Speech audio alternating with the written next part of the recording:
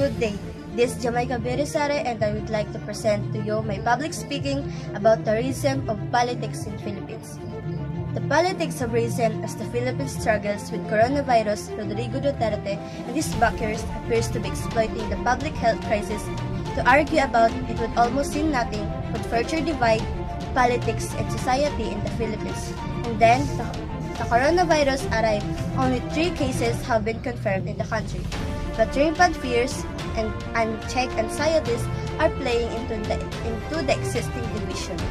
The first half of President Rodrigo Duterte's term consistently forced that gap wider with dispute over the deadly war on drugs, attacks on the media, the judiciary, and more recently with the collapse in U.S. relations.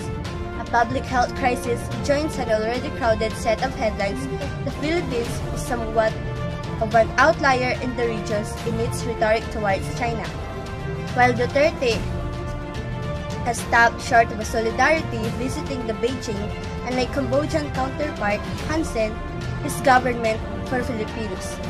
Critics say the government had dragged its feet in issuing a travel ban in China and its territories. In the wake of the virus outbreak, putting it out of step with much of Southeast Asia.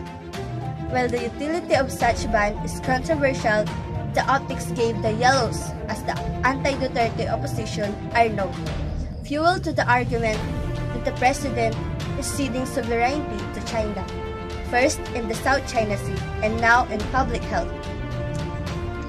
A public health crisis joins an already crowded set of headlines for President Rodrigo Duterte. It's claim that has followed Duterte since the early days of his leadership, taking office in 2016 just weeks before an international tribunal ruling in favor of the Philippines claimed to disputed waters in the South China Sea. The country's official towards Beijing softened, prompting protest from left-leaning activists.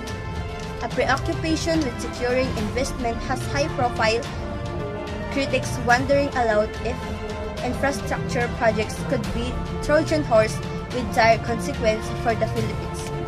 Now, by tying its initial slow response to the coronavirus to investment, the Duterte administration is struggling to establish credibility in a fight against anti-Chinese racism.